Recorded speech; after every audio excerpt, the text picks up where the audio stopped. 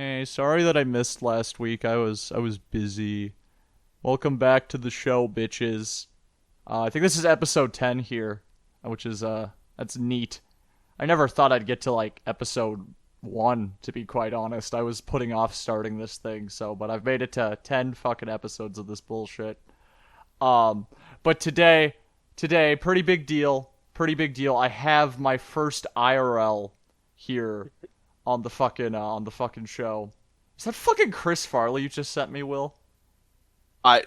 Hold on. That plays into something that I want to talk about in a little Yeah, bit. no, yeah, no, fucker looks like Chris Farley.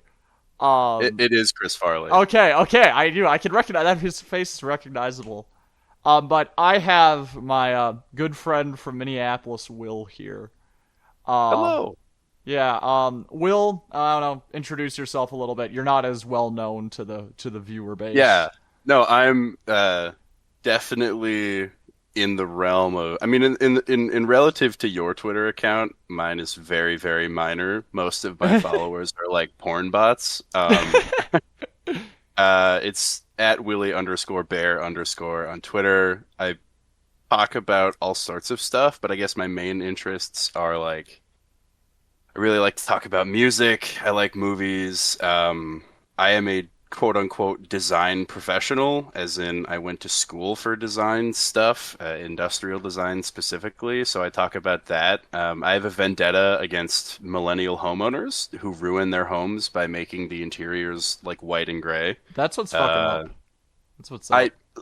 I hate to call myself like an urbanist, but I like transit and trains, so maybe I'm closer to a foamer than anything else, I but mean, I think that's like I've sort of evolved into that too. Like a lot of people on that urbanist side of Twitter who have gotten really disillusioned with the fact that 90% of urbanists are just kind of like right wing economics guys. I can't fucking speak, but yeah, like it's kind of like disillusioned people. So yeah, now I'm just like we're just foaming. I It's guess so. And like foamer is the term for people who get way too excited about trains. Like the idea is like you foam at the mouth over trains, which I don't yeah. know if I foam at the mouth over trains, but like But do you I don't like know. jump up and down and be like hee hee hee, like giggle a little bit if you see a train come by? Like that's more where I'm at, with foaming. As I So I studied abroad in a place that had really, really good like rapid urban transit, both buses and like trains. Um, and I'm not gonna lie, the first time that we had our little subway cards and we got to use them, I got really excited. It was maybe a little embarrassing and kind of made me look like a freak in front of the like business majors who were also on that trip, but these things, man, they happen. no, I agree. That was like me when I went to Chicago for the first time. I was able to The ride the elf L. rules. No, the L fucking rule. Like, yeah, it's like being run into the ground by shitty management, but like it'll never be beat. It'll never be fucking beat. It's just cool. It's like vibey. Like like the scene in the Blues Brothers where they're in I think it's Jake's shitty apartment and like the Okay, L goes okay. by. Can I admit something here? I Sure. have I've yet to watch Blues Brothers. I've been meaning to, just have not Okay. yet. No, that's fair. I mean, Yeah. okay, it's a good movie. But the thing that always strikes me about it whenever I do a rewatch is that it's like a 2 hour movie, and there's a whole bunch of scenes that are just like song and them traversing, like them Wait, driving or a like two going a somewhere. 2 hour movie in the late 70s? What? I think it came out in the 80s. Or it was Uh, if it did it was early 80s because like Belushi died in like what 82 or something. It was really yeah, it early came okay. 80s. It came out in 1980 and it's a 2 hour long movie. And like it has the feeling of like a movie that should be like an hour 20 to an hour and 30. And I've expressed this take in front of mutual friends of ours, notably one who doesn't have Twitter and one who does. I think you know who I'm talking about. Yes, I know. And both of them were like, and it deserves to be every minute of 2 hours. And I'm like, I don't know, guys. I really don't know. Um, no, Yeah. but on the topic of like urbanism, so I am obviously the devil. I come from sort of like an uppity suburban neighborhood around Madison, Wisconsin. Oh yeah, you're an evil. Let me get you a fucking Packers fan. Fucking Packers fan. Uh, you'll never hurt my feelings talking about football. I kind of don't give a shit. Oh damn. Um, Yeah, we Here's the fuck. thing. Yeah, we fucked up. We fucked up. We didn't really fuck them up, but we beat the Packers at Lambeau, so that's all I care about. Yeah, That's I mean, but like the running joke with the Packers for the last 10 years is about the NFC Championship game, which is the joke. I don't know if you've heard it, is the NFC Championship game is a football game where a team gets to go to Green Bay and beat the Packers. yeah, yeah. That's So, I've heard the joke. Yeah, but yeah, like we've had our moment in the sun, and I don't really give a shit about football. I like hockey, specifically the Blackhawks, so Hey, that's kind of hey, my thing. wait, holy shit! I'm a Blackhawks person now too. I've made them my hockey team. Yeah, I Yeah. so my uncle lives in Chicago and has lived in Chicago for like the better part of 20 years, and I've been to a game or two at I think it's the Union Center? No, No? United Center. United Center, that's what it Yeah. is, in Chicago. I should know that. But like I I grew think it. up I think it used to be called like. No, it used to be called the Chicago Stadium or something. I don't know. You're thinking of Union something. Station probably, I because am. that's close by. Yeah. I am. I kind of like gained consciousness right as Patrick Kane was like rising in the NHL and Oh, that's what's like up. immediately like so like my young childhood where I was conscious enough to know what was happening through to almost young adulthood was just watching the Blackhawks win the cup like every other year. And they've had some of my favorite players like Duncan Keith and I mean they had Marc-Andre Fleury for a season. They also had Patrick Sharp, who I bought his jersey this season before he left the Blackhawks, and I don't know if you ever heard about this, but there's always a rumor going around. So they traded him away to I want to say Dallas, like at the height of his career, and the joke or the rumor was that he was sleeping with Duncan Keith's wife. Oh my god. Yeah, no, it's really good. And if you ever see a picture of Patrick Sharp, he's like a 10 out of 10. Like he's a gorgeous dude. I'll search So this up right now. I'll search this up right now. I'm gonna live react to Patrick. See, I'm not like yeah, a big he's I'm not a big hockey person in general. I'm more or less just like I've kind of like picked my teams for sports now. I've fully settled on what I'm doing. Um, so like so for football, Vikings, obviously. Baseball, White Sox, obviously. I couldn't tell. Yeah. And then for basketball, I'm Timberwolves, and then for hockey, I'm Blackhawks. That is, There you go. I've kind of it's been a nice mixture of Chicago, Minnesota. Oh yeah, he is a nice looking guy. He is a nice looking guy. Especially as hockey players go, where you get a lot of the like Slavic face, like have you ever seen the meme where it's like when a Slav is born, God flips a coin. Yeah. You He's get a lot of the latter side of that. yeah. You get a lot of you like get the head side. Alexander You get the Ovechkins. heads. You get a lot of the heads, not the Exactly. tails. Yeah. No, yeah. Yeah, Very good looking guy. good looking dude. Yeah, so I guess I definitely grew up a Blackhawks fan, but honestly, I would say like professional sports, I just never really find myself getting that invested. Man, no, you know what? That's fair. That was me until literally like last Super Bowl. Like last Super Bowl is when I decided because I was watching the Super Bowl. I'm like, oh, this shit's actually fun for me anyway. Yeah, I had a really and good it's time watching it. and I've never been the like yay sports ball kind of not a big professional sports fan. I just like I don't know. I think I have too much ADD brain to like really get invested. Well, yeah, no, that's fair. See, that's why I like football though, is because football is designed for people with really short attention spans.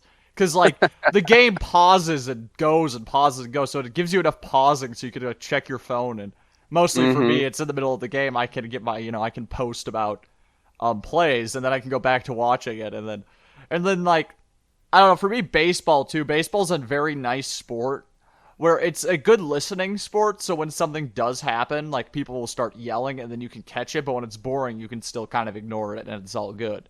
You know? It's one of the only like major professional sports where a radio broadcast is really intelligible Yeah. because everyone stands still until one guy is running, and maybe two guys are running to catch and throw. You know what I Yeah, mean? yeah, and Like at the most, you have like maybe eight moving people on the field.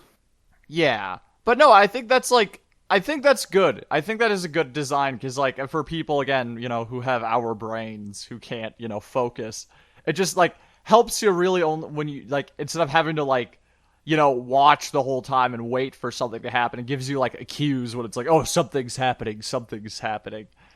True. Which I do feel like it's a desperately boring sport, though. eh, Baseball was never my thing. you know, I was like the quintessential, like, making holes in the dirt with the toe cleat of my, shoe baseball player. I was really bad at baseball, so I didn't pursue oh, it I past, was like, just Little League. I was just never good at sports in general.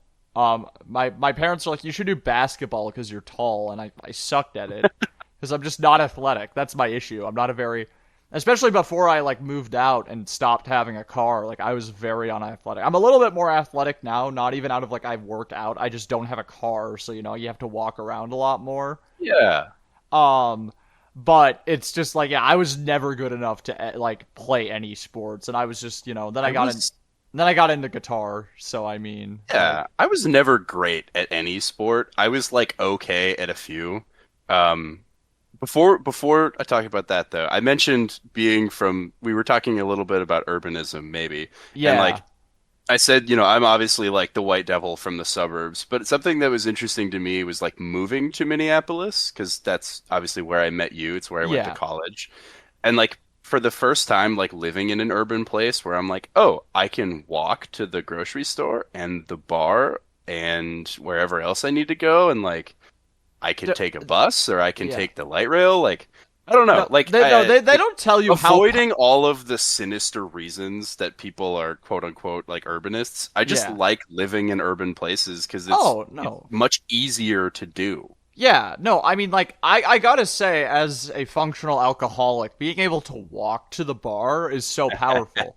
It's such a Uh, powerful thing because it's like Absolutely. you're not gonna worry about a DUI. You're not gonna worry about like killing people because you're stupid and you're driving drunk. You just walk to the bar. You take the bus to the bar if it's a little farther out. Like Yeah. I got my local bar. It's about a 10-minute walk away. I'll go walk there. I have another bar that's like a 15-minute bus ride away. I'll go there if my main bar is closed. It's just like I don't have to drive. I don't have to, make a significant effort to go drink. But like even besides the the alcoholism thing, just ignoring that portion. Yeah, no, it is really nice being able to like walk to get a coffee in the morning, or just like, oh, I need to go to the store and just take one train, and it's like, oh, I'm at a Target. You don't have to drive 20 Hmm. minutes. It really is just a really nice comfort to have. And even like when I'll bitch about Chicago transit all the time, or I'll be like, oh, somebody just like, or like, yeah, like fucked up things will happen on the train sometimes, but at the end of the day, it's like it's all worth it at the end of the day for just the Absolutely. convenience. Yeah, because Yeah, like and like um and like moving to Minneapolis from my very, very whitey suburb outside of Madison, a lot of my friends and family were like, "Isn't Minneapolis dangerous?" And like for a while, I had the link permanently open on my phone to like, I think it's the FBI's crime statistics for Minneapolis in like 2020, and I'm like, look, this is the lowest like crime per capita or like gun, I think it was like specifically talking about gun violence. I'm like it's the lowest of any major metropolitan area outside of New York City.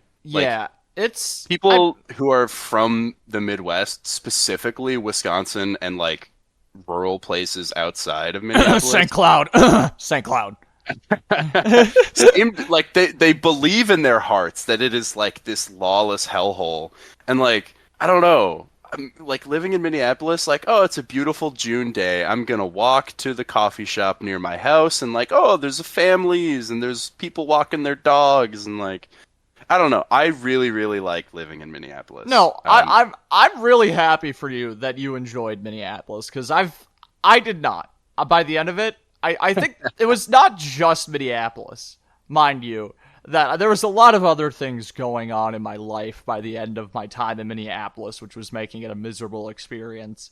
But I'm Yeah. happy you find enjoyment because it is not a bad city by any means. It's not a city for me. Wow. Um, You admitting that it's not a bad city feels like personal no, growth. no. I've said this all the time. I shit on Minneapolis all the time, not because I like hate the city. It's just because I've recently moved out there and I was having a shitty time my last year in Minneapolis. I was very miserable that last year I was in Minneapolis. But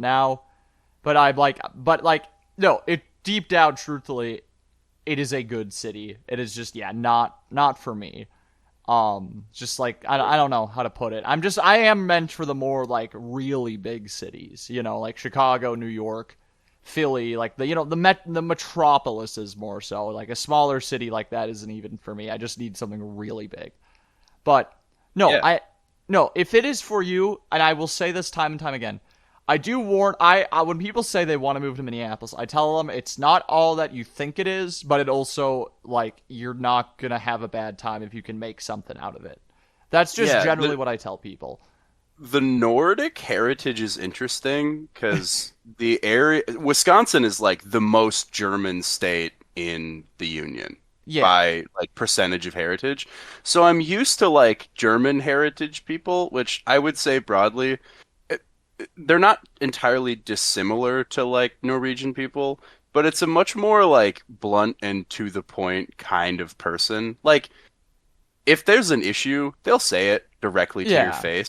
And like no one's is expected to get that upset about it, but they'll just be like, "I didn't like that you did that." yeah. And then just look at you. And like Minneapolis people are weird because they'll be like, "Oh, yeah, all right, Well, that's interesting." I And mean then never talk that to you again. that's the whole Minnesota nice thing. We're just really afraid of confrontation in Minnesota. Just a Oh, very fearful of that. it Um, gets on my nerves to no end. I would much rather, and I think this speaks to where I'm from, I'd much rather like have a confrontation about it. Like if we need to have an argument, let's have an argument and then let's like get over it and move past yeah. it. I don't want to drag this out. Yeah, and I think it's funny too. You mentioned the German heritage thing because in St. Cloud, there's much less of that Minnesota nice kind of like people are a bit more blunt, but that is because we're all Germans up there, you I know. respect that. So I think it isn't a Minnesota nice thing. It's just if you grew up in like a Swedish Lutheran family in Minnesota, it just kind of Oh turns you God. into that. And now, I always I joke about that. I like St. Cloud is truly like a hybrid of Minnesota and Wisconsin cultures. Like you'd go to St. Makes Cloud sense. and like you'd think you'd be in like I don't know Hayward or something. It feels like a less lake like Hayward. That's how I put it. It's more of like you get the cornfields of Iowa combined with the some of that Minnesota nice stuff and the weird cultural quirks, and then also like the whole German thing with Wisconsin. That's how I Yeah. generally describe um what is it? Yeah, that's how I describe St. Cloud. It's just a really weird hybrid of everything. And then we're also insanely racist, but that's also most of the Midwest. So, Yeah. yeah. It is. It's definitely a problem in the Because Midwest. I will say about Minneapolis though, the white people there, they like to act like they're all up, like they're like, oh, we're all liberals, but especially in, like the rich areas of town. You go to like Linden Hills or that, it's like, oh yeah, we're all these like progressive kind of people, but like you can tell that like, oh, these people get scared when like a black person comes to the neighborhood.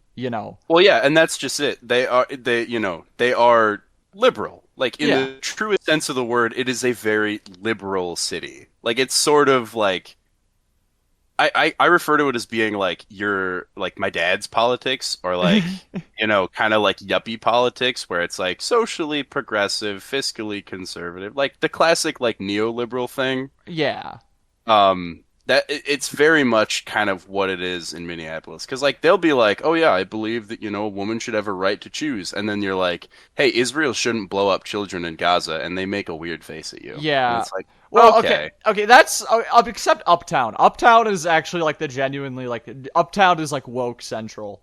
Um, Uptown is lovely. Uptown is gay and weird. It's awesome. I don't know. I lived in Uptown and I had a like I think Uptown just really decayed over COVID, and that's what like it's depressingly like boring there for me. Though they have really good coffee in Uptown, I gotta say. There's If some you're good food down there. No, there's good food too. But I got to give a shout out if you are ever in Minneapolis. Bob's Java Hut on Lyndale. I think it's Lyndale and 27th. Okay. Good coffee. Yeah, for you too, if you want to go there. It's got really good chocolate Sure. chip cookies, really good coffee. It's a bit of a trek from where you are, I know, but like, it's good. It's good stuff. Good stuff. Yeah, that'll be good. Yeah. All right, so here's something. Yeah. You mentioned that you, maybe against your better interests, are a fan of SNL. I am a fan of SNL. I have a weird amount of knowledge. I grew up on it. I grew up on Yeah. like the '90s era stuff. That's why, which is I'm assuming that's where the Chris Farley pick was coming from because I saw that So, if you know anything, you probably know that, where is Chris Farley from? Madison, Wisconsin. He is from Madison, Wisconsin. Yeah. So, Chris Farley actually grew up, his family lived in the same neighborhood that my dad did, and my grandparents and my family on my dad's side was like family friends loosely with the Farleys. Oh my God. Okay. So my eldest uncle hung out with Chris Farley's older brother. Oh my gosh. That is And apparently they were kind of, I don't know if delinquent is the right term, but they like to listen to Jefferson Starship and work on cars and smoke a lot of weed. Oh, that's I mean that sounds fit for the the character, the Farleys, Chris Farley. I'd like just not well, it's not him specifically, but you know what I mean. Yeah, Um, and the photo I shared with you of you can find it. You can look up Chris Farley hockey picture. So he played for the youth club, the East Side. They're called the Lakers. They still exist. I played against them when I played youth hockey, and Interesting. the ice arena that he is standing in there is called Hartmeyer Ice Arena. It is on the East Side. And we would always go over there and play East when we were playing hockey growing up, and they Interesting. always sucked. We would kick the snot out of the Lakers. I guess that's a bragging right. I beat Chris Farley's hockey team when I was younger. I mean, That's a fun little quirky thing to say, I there's some guess. there's some there's some socioeconomic differences between the West Side and the East Side in Madison that make it a little less fun to beat up on East. Oh. You always kind of wanted them to be better than they were. You're always kind Oh of like, come yeah. on, guys.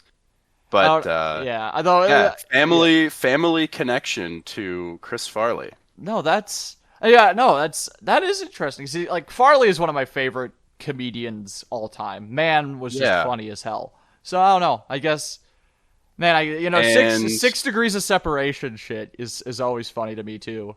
Because well, it oh gets even closer than that though, because his family house was in my dad's neighborhood. I've seen his family home. It's a yeah. really pretty mid-century house. Ooh. Um, and because of that, his family went to church at the same Catholic church that I grew up going to, and I believe his funeral was at the church that I went to, Oh if I'm not super mistaken. oh huh. I mean that's huh. Yeah, That is a private funeral was held for Farley on December 23rd at Our Lady Queen of Peace Catholic Church in his hometown of Madison, Wisconsin. That is the church that I sat in and went to huh. church at as a kid. That is Um, that's interesting. I was an No. altar boy in that church, and I didn't get touched, but I did drop the hymnal once. Okay. Which is, I don't know how Catholic you were growing up, but I that's like a big deal. You don't want to drop the hymnal. Yeah, that's a pretty. My relationship with Catholicism is weird because yeah, I grew up in a very Catholic area, but I also managed to get kicked out of my local Catholic church at the age of like 15. Hell So yeah. yeah, I was done with that shit. I basically yeah, I've told this story to a few people, but I was you go to these religion classes after school. That's what we did, Dude, and I went to private school. We just had that oh as yeah, a you just class. had that. You had that. Yeah, no, I was a public school kid, so we had the separate ones after school, For and sure. because that's what you had to do to get confirmed. And one day there was a teacher, and she's like, "Is anybody here just because their parents force them and they don't actually believe in God?" And I'm just sick of being there. I'm already at this age where I'm like, I don't believe this. So I just Mm, raised my hand. I'm like, yeah. And then she tries to guilt trip me about like, oh, I had my friend had a miscarriage. It's like I can't think. She's trying to guilt trip me, and then like I'm trying to like bite back because that's what I am. I'm a feisty teenager, and Mm-hmm. then some other classmates trying to get me to shut up, and I'm like, oh my god, what do you think I'm gonna do? And then so I guess like that teacher was required to tell like the priest, and then the priest goes to my dad, not even me, goes to my dad, which is really funny too, because like the priest of that church and my dad are like kind of close. Like they're not like buddies, but like they talk, they like go mushroom Yeah. hunting together. Yeah, Everyone knows. Yeah. yeah. But no, he goes to my dad. And it's like, yeah, either I repent or I don't come back. And my dad's just like defeated because he knows I'm not repenting. He knows how I am. I'm not gonna like I'm just not gonna. And then like my dad gets all angry because then he also says something along the lines like, "What about the other kids that believe?" And I'm like, "Yeah, what does it matter that like I said I don't? How does it affect their beliefs if they're strong enough in their Yeah. beliefs?" I don't know. It was a whole thing, but like push comes to shove, I got kicked out, never got confirmed. Yet then my cousin, I am also not confirmed. yeah, but no. The funny thing too is just to add on is I get a text when like confirmation time was happening. My cousin gives me a text. He's like, "Yo, why aren't you at confirmation class?" And I'm like, I I thought I wasn't allowed. And he's like, "Oh, they're asking where you're at." So I'm like, did those religion classes mean nothing? Could I have just not went and still got confirmed? Like, are you kidding me? So yeah, You that's maybe could have. I probably could have. I probably could go and get confirmed right now if I wanted to. I'm not gonna get confirmed, obviously, but yeah, no, that's my story I with that. That's hilarious. I remember being in religion class and it was taught by her name. Oh God. Okay, you know what? I remember her name, but I'm not gonna say her name. She was like she did a lot of the like coordinating for like the church like peripheral stuff, like Yeah, she the was like booklets and the donuts on Sunday and she's like making the sure old, that there old were enough lady, altar boys. old lady church secretary kind of thing. Well, not old, Basically. yeah, but like And yeah, and she was giving us a talk about the Pope because obviously Pope Francis got selected when I think I was like 12 or 13. I think it was yeah, 2013, right? yeah, around that time. And she was giving us a talk on the kind of robes that the priest wears and what they mean, or that the Pope wears and what they mean. And she got mad at me because I asked if the Pope ever wore blue, which to What? this day, I still don't know why that's a bad question. And I never got an answer. I Well, don't know if the Pope wears blue. no. The thing about those classes is you're not allowed to ask questions unless it like affirms said beliefs, because those classes are not designed, because like the thing about most education, how education should be designed, it's supposed to like challenge your beliefs, but also other people should be challenged. It's just like you're meant to question things. Not religion classes though. That's not how it works. That's not how they're designed. You're supposed to kind of be like, oh, this is just how it is. Especially in Yeah. Catholicism. So like when I you question anything and it remotely sounds challenging, yeah, they're going to be angry at you because it's like that's just not how it goes in Catholicism.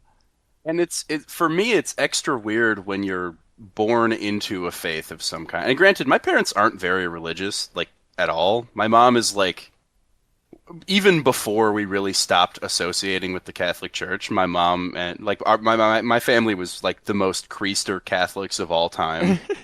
Like it's only when grandma's in town that we're going to church, really. Um, but it's weird when you're born into it because no one ever sits you down and goes, "Hey, religion is a choice, and it is your choice based on how you feel, whether or not you want to believe in this." And No, like, I mean, if I had a time machine, I kind of just wish I could go back and grab myself at like age 10 and be like, "Hey, this is a choice." yeah. No, And then just like disappear into the ether. I mean, like, I think it's sort of like there's just like a social expectation. And especially, coming from a small town for me anyway, what I got is that it's just kind of what you do.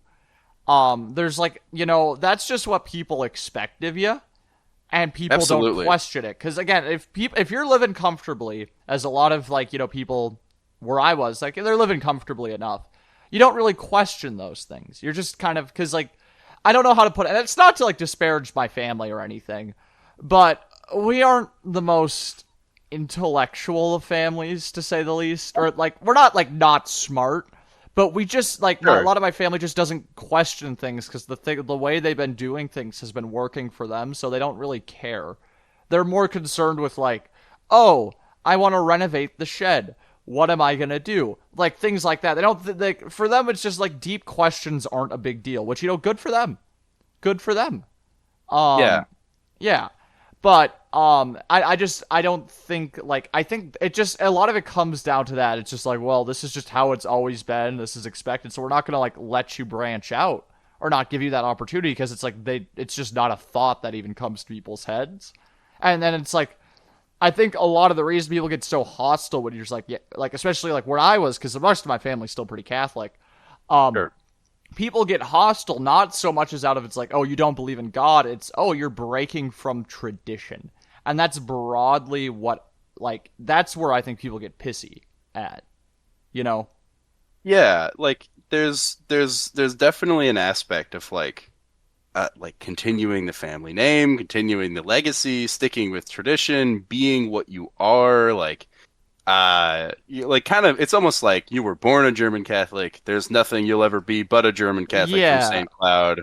Why do you feel like you're so special that you get to go off and believe what you want? Yeah. I'm like, there in a lot of ways, I'm very much the black sheep in the family for that way, just because of, like, I I rejected Catholicism. I moved out of, like, a 50-mile radius of a few small towns where all my family is.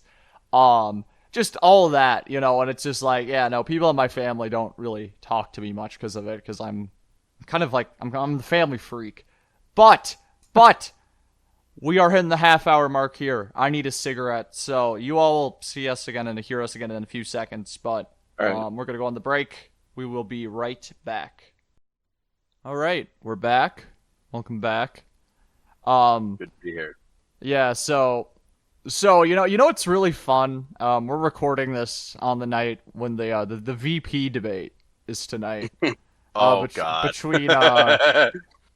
Between Walls and Vance, and yeah, no, we're here instead recording a podcast. So I think that Probably go shows us. watch it after we're done. I mean, I'm not. I have to edit this right after. But you can. I'm not giving you. I'm not gonna. Fucking. I'm not gonna force. I'm not a bad person. I'm not gonna, like, make you my slave for the entire night. I'm gonna be like, no, you have to sit here and, like, listen to me edit. I am It's not I'm evil. I'm genuinely very excited to be guesting on the podcast. This is fun. I've never This been on a is podcast before, you that know. that that's 90% of the guests who have been on the show. They've never been on a podcast. So one of my Harper made a joke where they're like, "Oh, this is, it's wild to think that I'm on a podcast that is on Spotify," and it's just like, yeah, no, that's a thing. That's a thing now. Um, but speaking, but speaking back on, the whole politics thing, I need you to do your Biden impression. I need you to show the world, because I've talked about your Biden impression before. It's You fucking have great. talked about my Biden impression. I don't think my Biden impression is that good, Okay. especially not when I'm sober.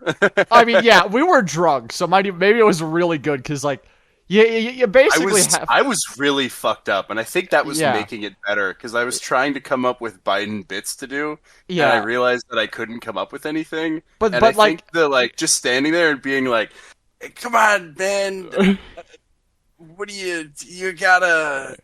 It's malarkey." Like I think that being super drunk and struggling to come up with bits for it made it better in the well, moment. yeah, because that's like whole Biden's whole thing. It's just kind of constant struggling, you know? Oh God, it's elder abuse, dude. That Yeah. put that poor man in the ground. I mean, yeah, put him in the ground, not just for, like, oh, he's probably, like, old and probably should, like, he's on life support, but also because he's just a bad person. But, that's besides the point.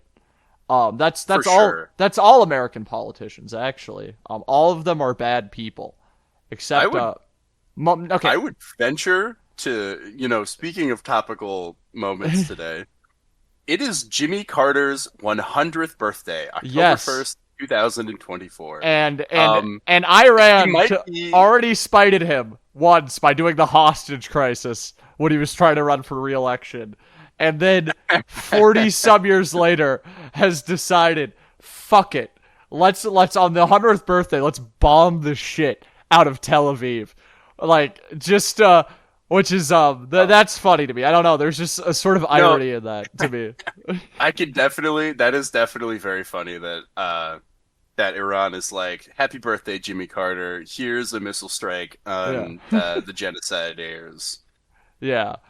No, but I would probably argue that of any president, kind of ever, but certainly in the modern era, Jimmy Carter might be one of the only ones who is, at least in some sense, like a redeemable human person who is like maybe not like an awful piece of living garbage.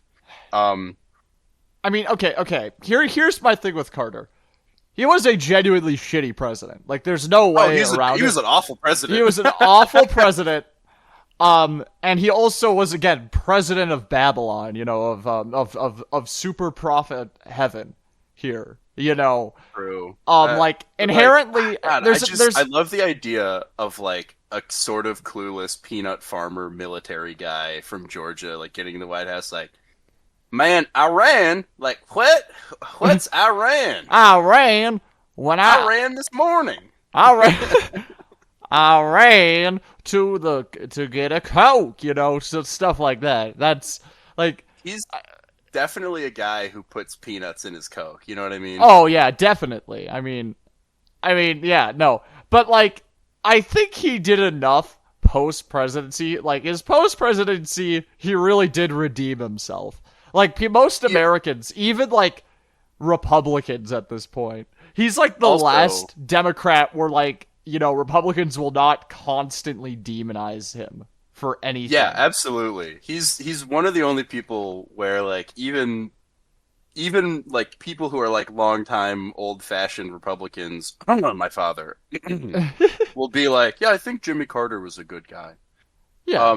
But another thing he did that's really fucking funny that I want to touch on, is in 1979, the Chrysler Corporation was on the verge of going under, like bankruptcy, Yeah. as the Chrysler Corporation is every 20 years or so. Um, no, like genuinely, they do this. No, yeah. It's like a cycle. It's the eternal cycle of There's companies, you know. Yeah. And like he shelled out the equivalent of like $13 billion in today's money to save the Chrysler Corporation. Oh my god. And so I'm gonna lay this at his feet. Jimmy Carter is responsible for the Dodge Viper, the Dodge Charger Hellcat, the Dodge Challenger Demon, and all of the other wonderful, stupid automobiles that Chrysler has made in the last 20 years. I'm accrediting those to Jimmy Carter because it's really funny in my mind to like draw that historical line from Carter saves Chrysler to, yeah, here's a Dodge Challenger, which is based on a Mercedes E-Class from 1993, with 840 fucking horsepower. Yeah. Here you go. Now, yeah, shout out to Jimmy Carter for that. You know, all you Challenger drivers out there. You know, The hip hop community is indebted to Jimmy Carter. There is not a more popular car in the sphere, especially of like, if you like Atlanta rappers, especially like ones from like the last 10 years or so, like the Migos and guys like those, they fucking love Hellcats. That's like, yeah. that has become like the flex car. Yeah, I'm not allowed to talk about rap though. That's just not something. I think it's been pretty well established. I'm not allowed to talk about it. Sure. I don't think so- I am either. I don't. Yeah, I don't. we're Like hip hop. I have listened to a lot of it, especially like I really like 90s golden era stuff, especially from Oh New yeah, I York. love 90s, but like Dudes like the Tribe Called Quest and People Under the Stairs and the Far Side and the Ghetto Boys. I really like all of that kind of stuff. And like just I don't know, growing up with the friends that I did, we listened to a lot of hip hop, which is sort of funny, being like, you know, Whitey McWhitersons from Yeah. the Burbs. yeah. You hear a lot of. I think ahead. that's the point I'm trying to make when I say I'm not allowed to talk about it. It's been very well established, my music tastes and where I'm from, and I'm just gonna say something stupid 90% of the time. And I'm like, Sure.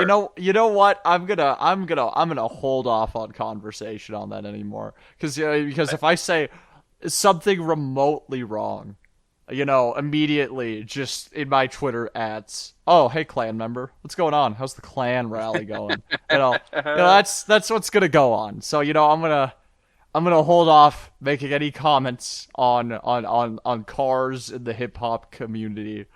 That I see. I even saying that people are gonna flame me for saying that because I sound like such a fucking idiot while saying it.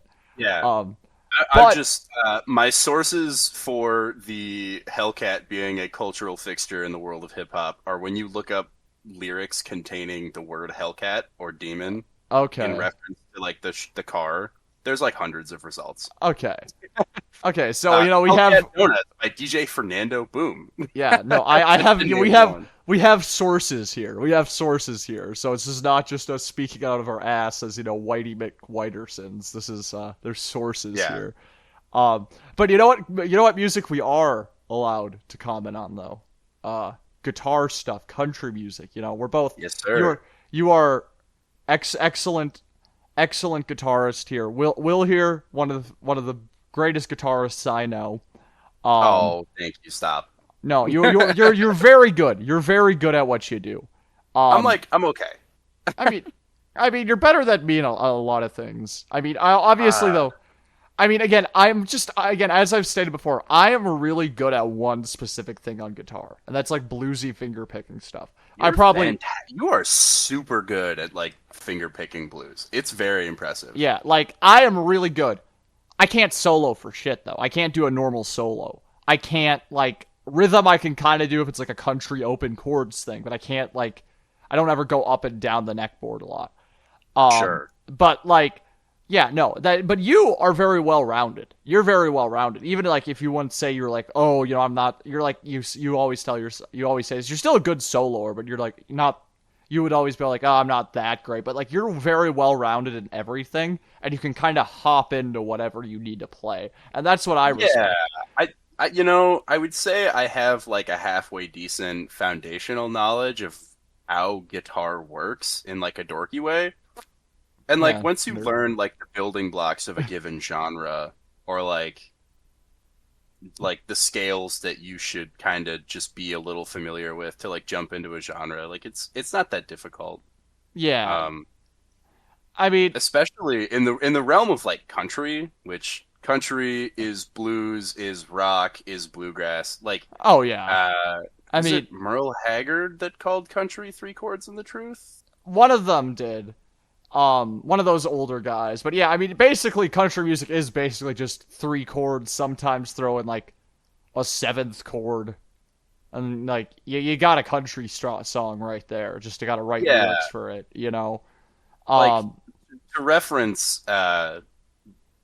I don't know if you've ever seen there's like a Bo Burnham bit from like 10 years ago where he does like a fake country song. yeah, where it's like, oh, I'm beating my wife and driving my pickup truck. That was the Yeah, it's stuff like that. But like country can be very formulaic, and I think that that's a big problem in modern country is you get people who are really talented at like maybe singing or songwriting, and they go to Nashville and hope to make their dreams, and they get sucked into this like awful corporate music machine, oh yeah, and like Nashville just turns out the same artist over and over and over again. And it's not until you get outside of the Nashville bubble that you find like anything worth listening to.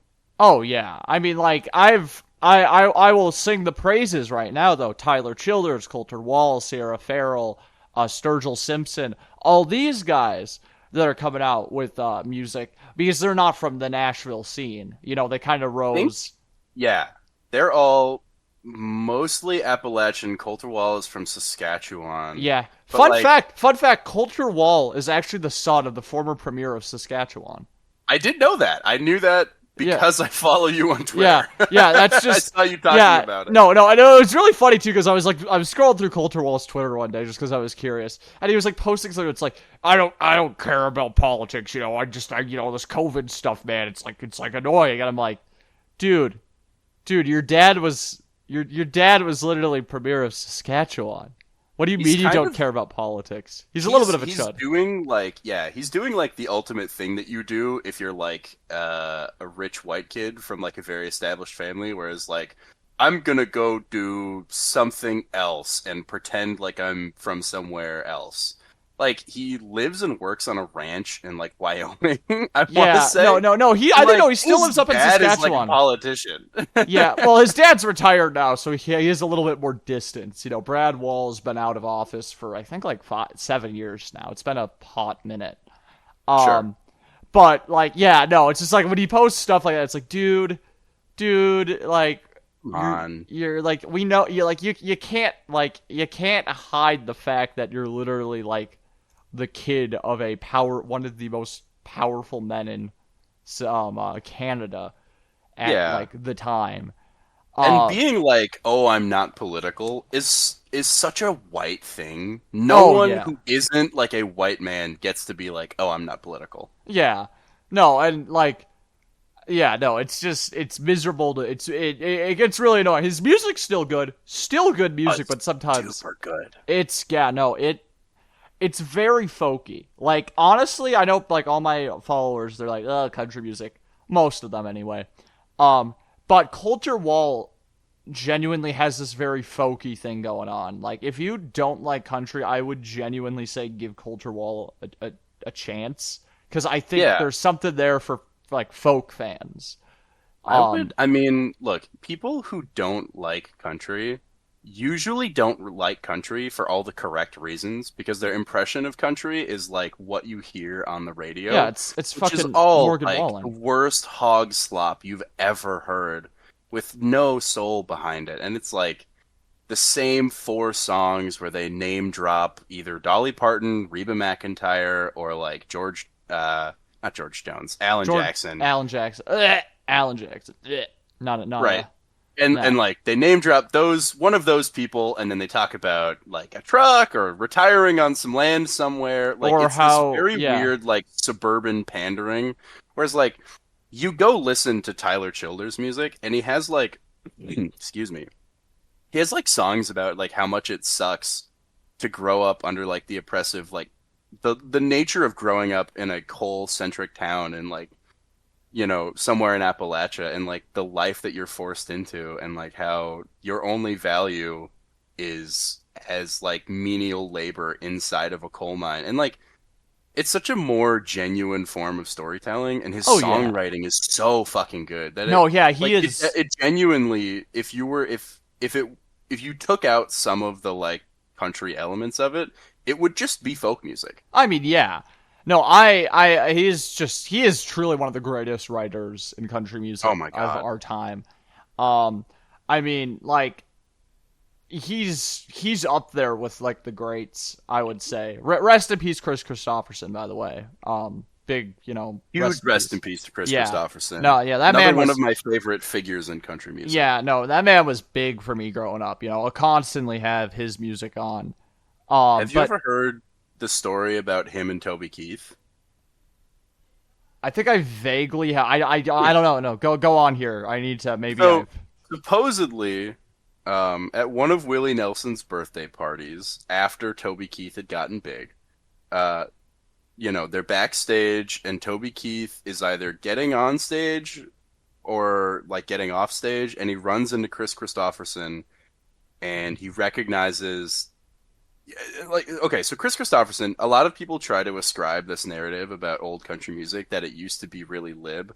It kind of wasn't, but Chris Christopherson as an individual was pretty progressive. Yeah, And he's one of the exceptions to the norm. definitely I mean, an exception in how progressive he was, but definitely not an exception in the Yeah, way that like country music's politics were never as chudly as they are right now. They yeah. were more liberal, but they weren't progressive. And I he sees would see the thing. I wouldn't call old country music liberal either. Is the thing too. It was just more. I think it's gotten more political, but like it was always there was a hinge of conservatism hiding over her. most country music in my analysis anyway. But I've went on about that enough. So continue. Yeah. Right. And he sees Chris Christopherson and he walks up to him and goes, "Hey, Chris, none of that hippie shit or none of that lib shit tonight, okay?" And Oh Chris my god. Christopherson looks him in. So Chris Christopherson, if I'm remembering this correctly, he was in the army and he may have been a Green Beret during Yeah, I Vietnam. think he might have He's a been like, combat veteran. Like yeah. he's kind of a scary dude in that sense. And he looks at Toby Keith and he goes, "Do you know what it feels like to kill someone for your country? Do you know what it means to serve your country?" And Toby Keith is just dumbfounded. And Chris Christopherson walks away and goes, "God, guys like him are doing to country music what pantyhose did to finger fucking." No, I've heard Which this is story. Yeah, no, but like it's a questionable metaphor, but it's just like, oh my God. Rest in peace, Chris yeah. Christopherson. Really, nothing No, else to say there. I think like another story that really resonates with me with him is after Sinead O'Connor did the whole tearing the picture of the Pope on SNL thing. Um, Based in epic. yeah, that was really good. But they were at like a Bob Dylan anniversary birthday celebration thing, Yeah. and what happened is that Sinead was just like like, oh, Sinead was hated, like she was public enemy number one at the time. But Chris Christopherson's like, hey, I don't give a fuck about what they're doing. Go out there, speak your truth. And she goes out there to a bunch of booze, and then Chris Christopherson is like out there too. He's like, yeah, fuck you all. Like, and then like they play together. Like man was a very noble guy. Just a I very I have to respect him. I yeah. really like Chris Christopherson. And he's one of those guys where like you look up his most famous songs and it comes up with a lot of other people's songs and you're like, huh? And then you realize that he wrote all of it. Yeah, he Like he wrote wrote so. I mean, so many songs for other people that no, ended up being like staple landmark moments in country music. well, in music in general, I mean, me and Bobby McGee became like a rock standard after Janis Joplin and Pearl. But like that was Chris's song, me and Bobby McGee. That's a Absolutely. Chris song. Yeah. He was big all around. Like even when I did a little eulogy for him on Twitter, and one of my friends who just always like rags on me for country music, he's just like, yeah, rest in peace. Like, yeah, this man is a big guy, just a very big guy all around, and just a very good guy. It is like, yeah, no, it's very very sad when he passed on. I mean, when I first got the news, I immediately turned on Sunday Morning Coming Down, which is just Oh, a god. I love I that can't song. believe he wrote that song. That's one of my favorite Johnny Cash songs. It's such a it is I it's yeah, no, it's a good one. I I really won't start do. singing on the podcast, but Yeah, no, not that we're not gonna. I could bring out the guitar, but I broke a string on it, and I haven't had a chance to get it replaced yet because I have the issue where I do a lot of alternate tunings, and so Oh that yeah. means my strings break a lot more than most other guitarists. But that also You means could, I mean, you could always buy strings from multiple different sets within the same family and use different gauges for what you want to do. but that would require me to keep like switching out the strings, and that's more annoying. I'd just rather have like sure, but like, do you know who Tony Iommi is? He was the guitarist for Black Sabbath after yeah, Randy I've Rhoads, or before and then after Randy Rhoads passed away? Question mark. He lost the tips of his fingers in an yeah industrial accident, and yeah. he played with like a weird amalgamation of string gauges because that was just like what he needed to do. I think you could probably look into doing something like that Well, to I don't get know. the tunings you want. I'm more looking here eventually to get like a resonator guitar. Oh, Um, like that's what I yes. like, and just like that'll be my alternate tuning guitar. That'll be like where I play all my open D blues, open G stuff, all the slide stuff. And then like Yeah. keep my a normal acoustic just for like the standard tuning, drop D, you know, kind of things. Because like you can wear on that low E string more, and it's not gonna that'll last Hmm. still, no issues there. It's just more like when I have to keep switching on like the high strings, it's just better to have a separate guitar for that.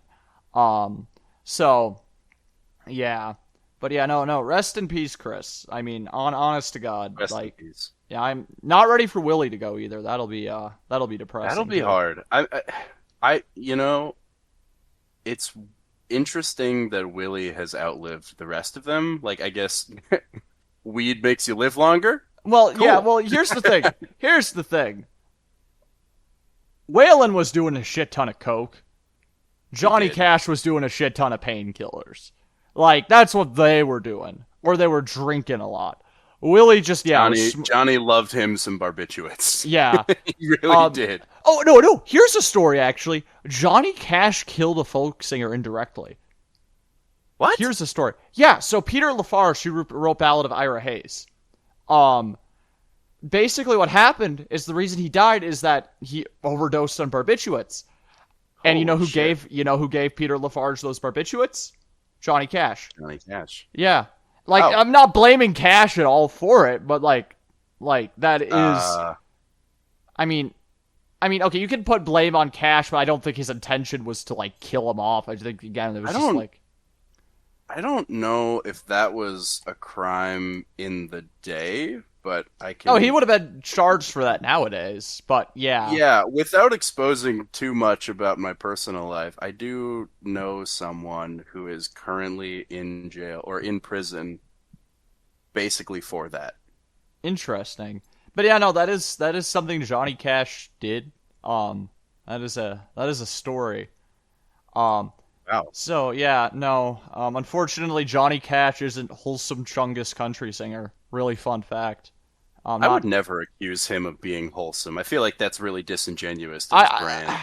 I feel like there's a few people that are, again, idiots who talk about country music and be like, oh my god, like, oh, Johnny Cash. So they only listen to Johnny Cash. That's what they first say. They like country. And it's like, okay, who do you listen to? It's like, mostly just Johnny Cash. Shut up. But then they'll be like, oh, he's so wholesome. Oh, he's so like wholesome, like 100, like they treat Johnny Cash the same way they treat Keanu on Reddit. Like that's how I put it. They treat Johnny Cash like that. It's like, no.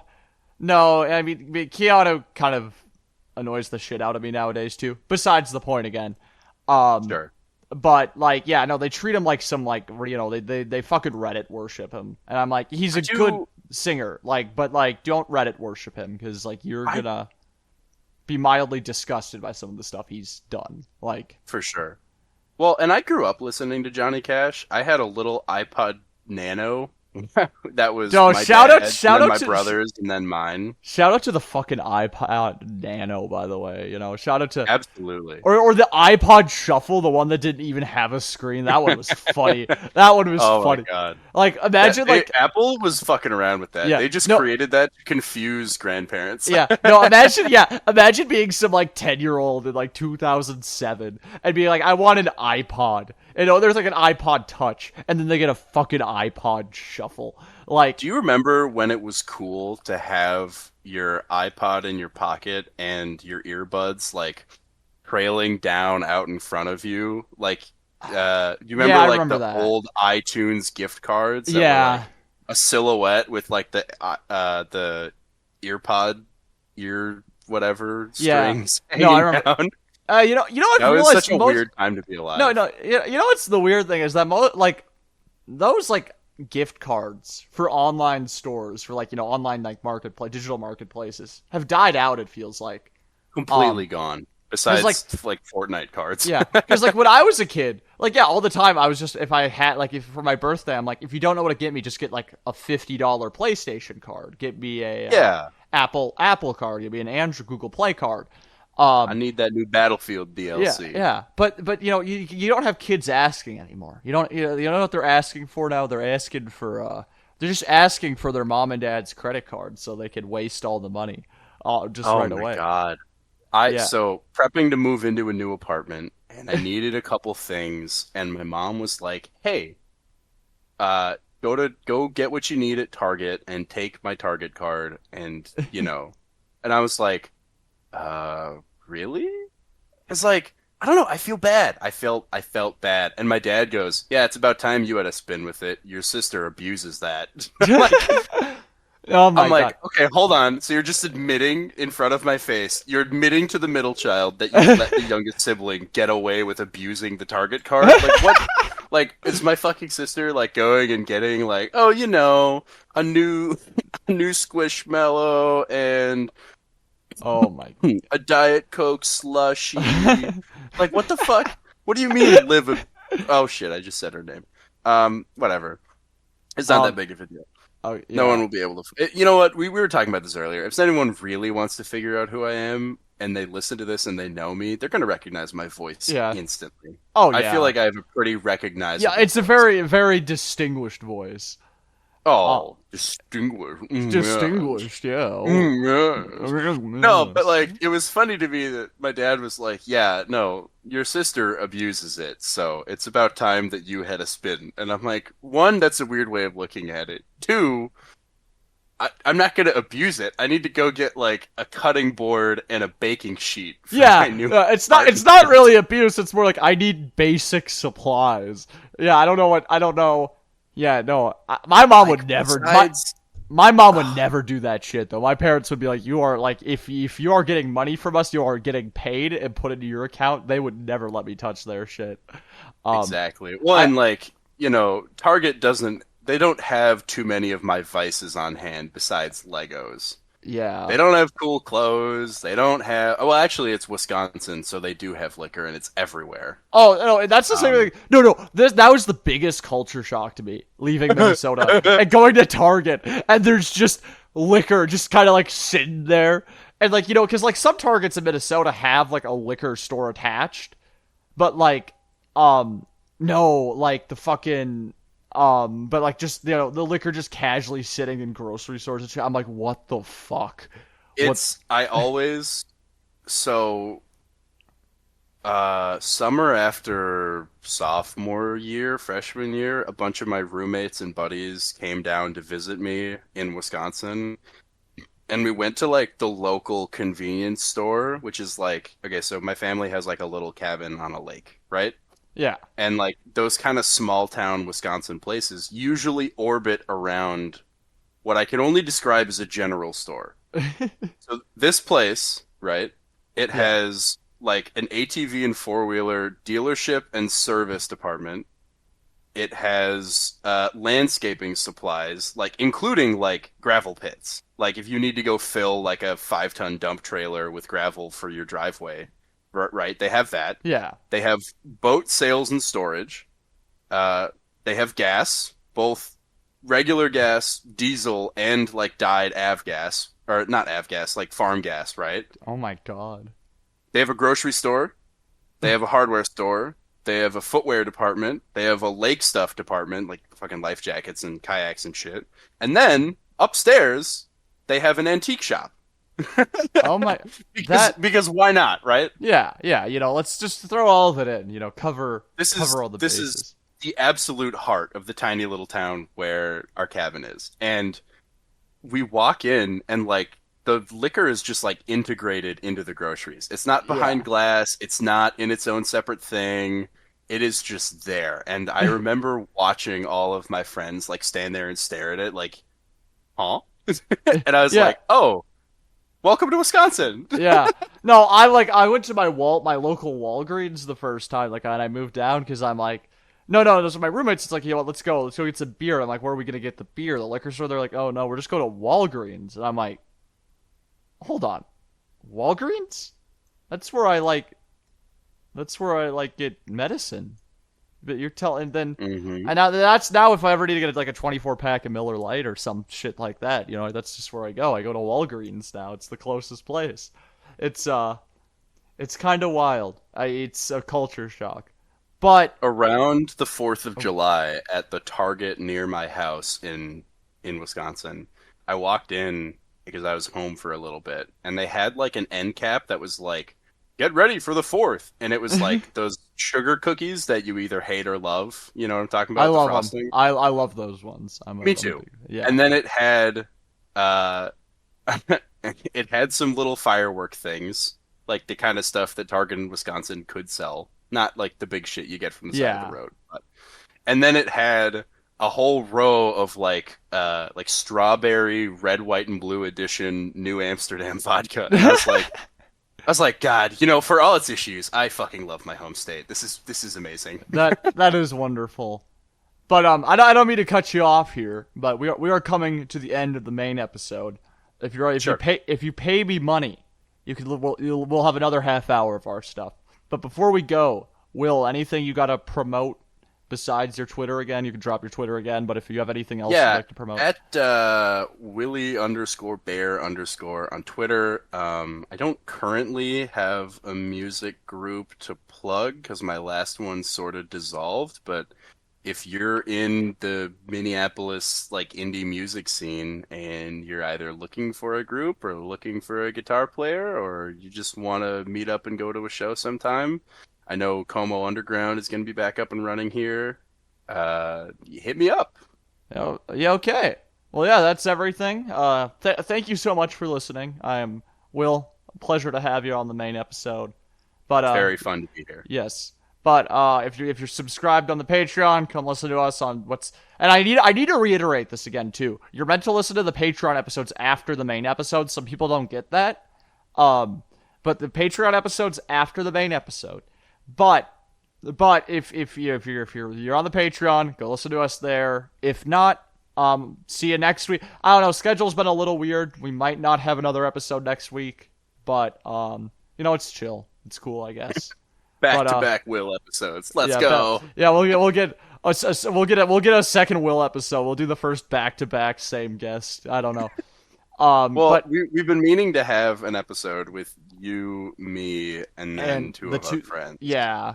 That will happen. That will happen eventually. I just knew it's just easier to get one person on than two. That's going to be a disaster. Trying to get a word in that episode is going to be nuts. Oh my god! It's also just going to be nonstop fucking riffing on each other too. It's going to be nightmares, of like just constantly we're all making fun of each other. Primarily me and my high school friends. To listen to. Yeah. Yeah, that's coming up in the future. But yeah, no, this episode is actually getting a little long, so I'm gonna end it here. But thank you so much for watching or listening. Fuck. But yeah.